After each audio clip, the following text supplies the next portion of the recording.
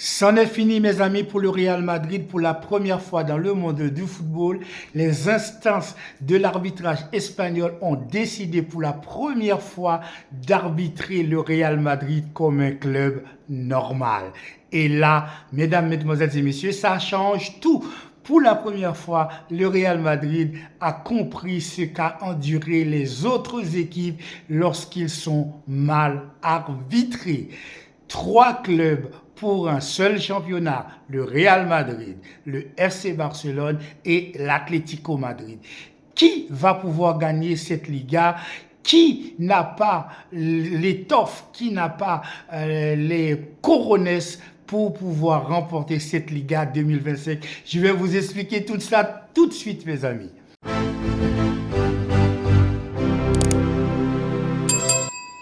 Salut à tous, bienvenue dans cette nouvelle vidéo où on va débriefer exactement ce qui s'est passé ces derniers jours dans la Liga espagnole, à la fois pour le FC Barcelone, pour le Real Madrid, pour l'Atlético Madrid. Il s'est passé beaucoup de choses, mes amis, et on va en parler de tout cela. On va commencer par le FC Barcelone qui a commencé son championnat en gagnant des matchs, en mettant des manitas quasiment à tout le monde.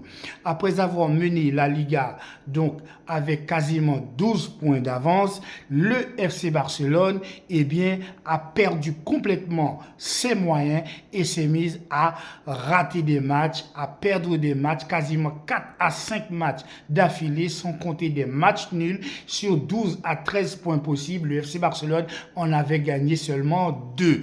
Donc, résultat de la course, le Real Madrid a passé devant, alors que le Real Madrid au départ du championnat était très mauvais, avec un Kylian Mbappé qui était très mauvais, un Jude Bellingham qui était très mauvais, un Vinicius qui était très mauvais.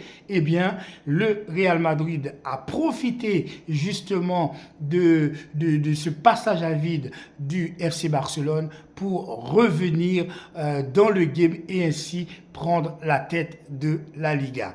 De son côté, l'Atlético Madrid, qui était légèrement derrière, a commencé aussi à gagner des matchs. Ils ont gagné quasiment tous leurs matchs sur leur terrain. Ils ont perdu encore aucun match à domicile. Là encore, hier, ils ont fait match nul pour aussi revenir dans le game, prendre la tête de la Liga et ainsi repousser le FC Barcelone à la 3e place. Que s'est-il passé pour que à chaque fois il y a une équipe au sein de la Liga qui arrive en première position, cette équipe n'arrive pas à conserver sa place, que ce soit le FC Barcelone, que ce soit l'Atlético Madrid, que ce soit le Real Madrid. Après la trêve, il y a eu des problèmes où le FC Barcelone n'arrivait pas à poser son jeu, le FC Barcelone n'arrivait pas à dérouler, à gagner contre les petites équipes. Notamment ce match qu'on va jouer contre Retafe qui va mettre le feu aux poudres, et on s'est rendu compte que le FC Barcelone n'était pas forcément armé pour gagner la Liga. Parce que lorsque vous êtes en tête, vous avez 6, 7, 8, 9, 10 points d'avance sur certaines équipes, vous avez ce qu'on appelle un choc psychologique sur les autres équipes qui vous permettent normalement d'aller jouer face à des équipes tranquillement, en asseyant bien sûr votre supériorité. Malheureusement, ça n'a pas été le cas pour le FC Barcelone. Au lieu de cela, à chaque fois, on perdait des points. Et lorsque on perdait 3 points, le Real Madrid profitait, en gagnait 3. À chaque fois qu'on faisait un match nul, Atlético gagnait, le Real Madrid gagnait. À cette époque-là, on pouvait se dire tout simplement que le FC Barcelone a joué ce qu'on peut appeler le petit bras. Parce que lorsque vous êtes en tête d'un championnat et que vous avez une longueur d'avance, vous devez faire en sorte de conserver cette avance le plus loin possible, sinon jusqu'au bout. Parce que lorsque vous faites des faux pas, les gens qui sont derrière, les équipes qui sont derrière vous, eh bien, on se rend compte qu'ils font tout, effectivement, pour ne pas perdre de points, pour essayer d'aller vous dépasser.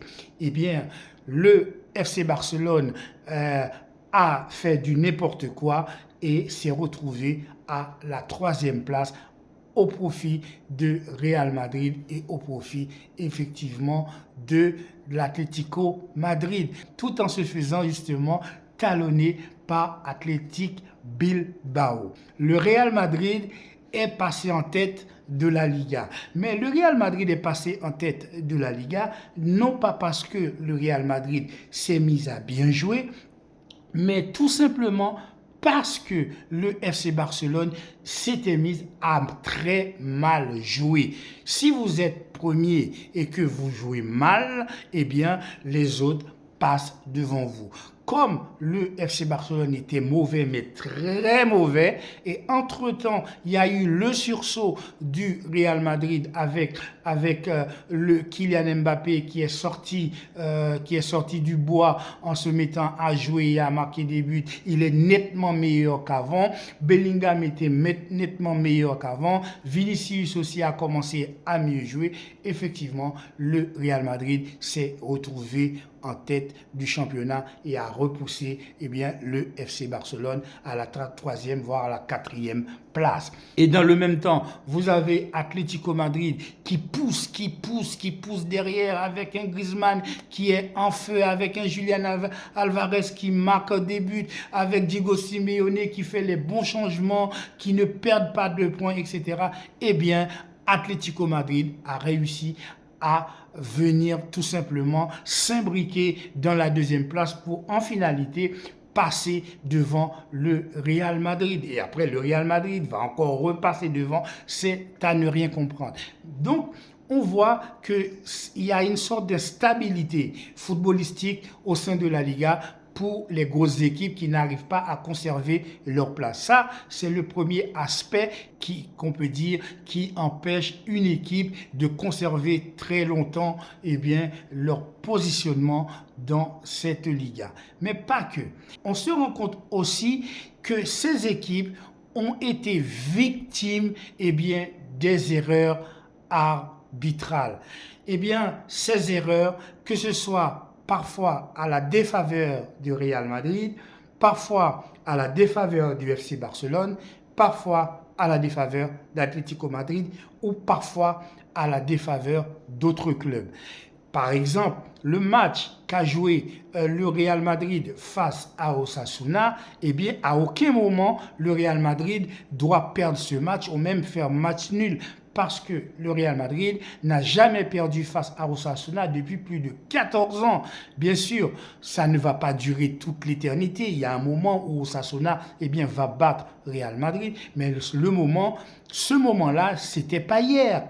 Parce que le Real Madrid avait les armes, avait l'équipe pour battre Osasuna. Mais on s'est rendu compte qu'en finalité, Jude Bellingham va prendre un carton rouge pour des mots peut-être un peu déplacés qu'il a pu dire à l'arbitre.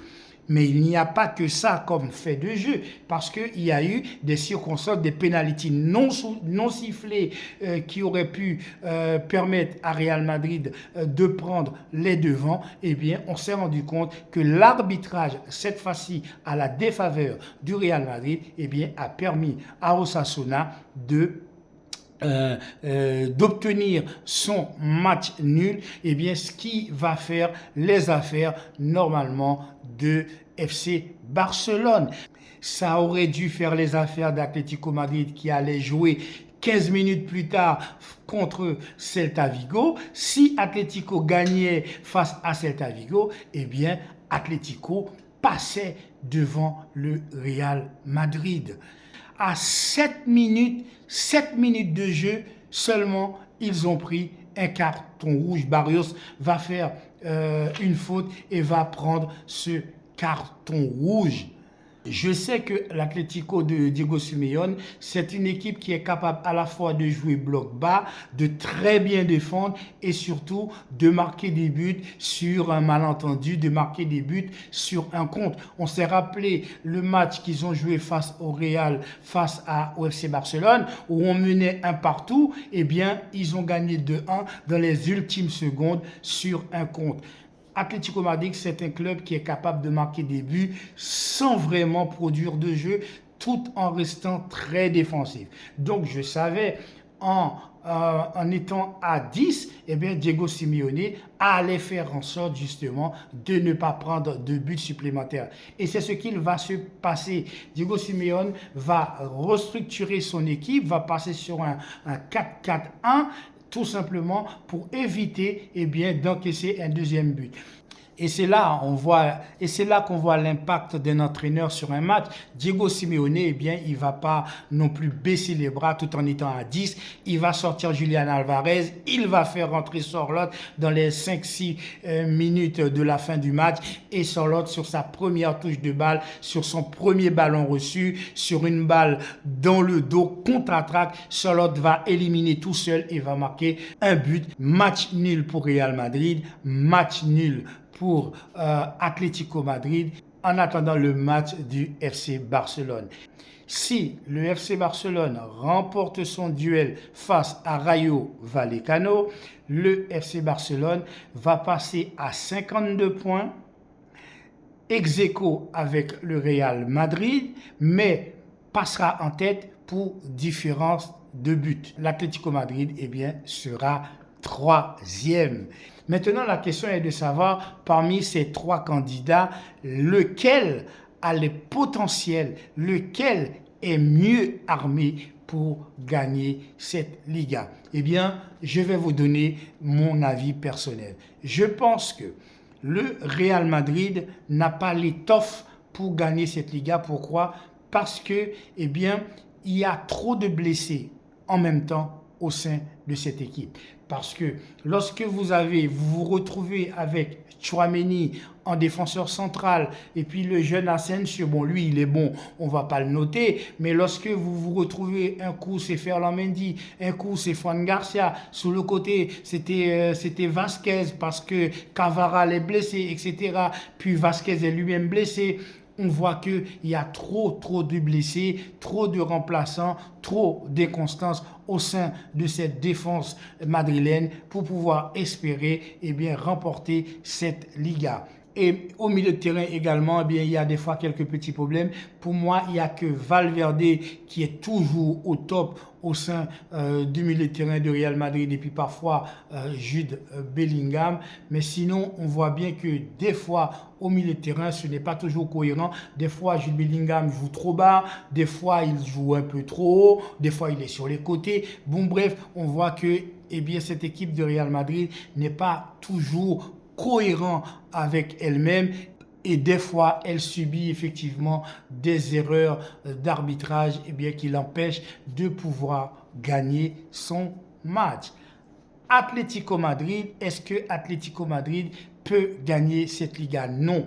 Pour moi, Atlético Madrid ne peut pas non plus gagner cette Liga, tout simplement parce que Atlético Madrid, ce n'est pas l'équipe qui produit un jeu qui permette effectivement d'aller au bout de cette Liga. Je pense que Atlético Madrid peut être un candidat pour la deuxième place, mais ils n'ont pas l'étoffe pour gagner cette Liga parce que devant, il manque des buts. Lorsqu'on voit le ratio de buts à la fois du Real Madrid et à la fois de FC Barcelone, Atlético Madrid effectivement ne peut pas gagner cette Liga. Pour moi, l'équipe qui est capable actuellement de gagner cette Liga, si elle continue à monter crescendo, c'est bien le FC Barcelone.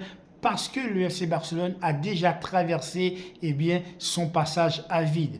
Actuellement, le Real Madrid traverse son passage à vide parce qu'il n'arrive pas à marquer. Atlético Madrid également traverse son passage à vide, 2 matchs nuls d'affilée, idem pour le Real Madrid.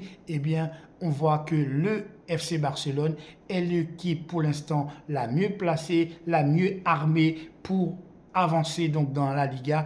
Et si le FC Barcelone effectivement remporte son duel de la bonne manière face à Rayo Vallecano, le FC Barcelone sera en position de force et aura son destin en main pour pouvoir aller jusqu'au bout de cette Liga.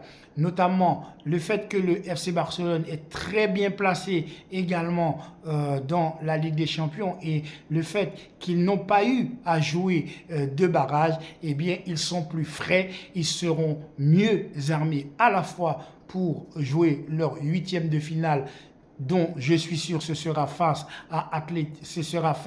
au Paris Saint-Germain. Eh bien, je pense que le FC Barcelone, mes amis, a ce qu'il faut à la fois pour gagner la Ligue des Champions, à la fois pour gagner cette Liga et à la fois pour gagner également la Coupe du Roi, la Copa del Rey.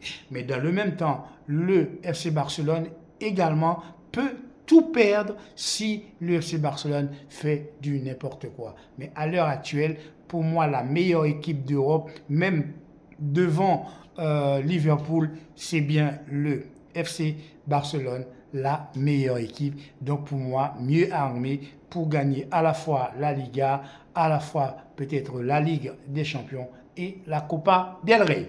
Voilà mes amis, c'est tout pour aujourd'hui. N'oubliez pas de liker, commenter. Prenez soin de vous, de votre famille, de tous ceux que vous aimez et n'oubliez pas d'appuyer sur le petit pouce bleu pour avoir l'ensemble de mes vidéos. Je vous souhaite de passer une agréable journée. Je vous dis à très bientôt pour une nouvelle vidéo sur le Carré Foot. Ciao.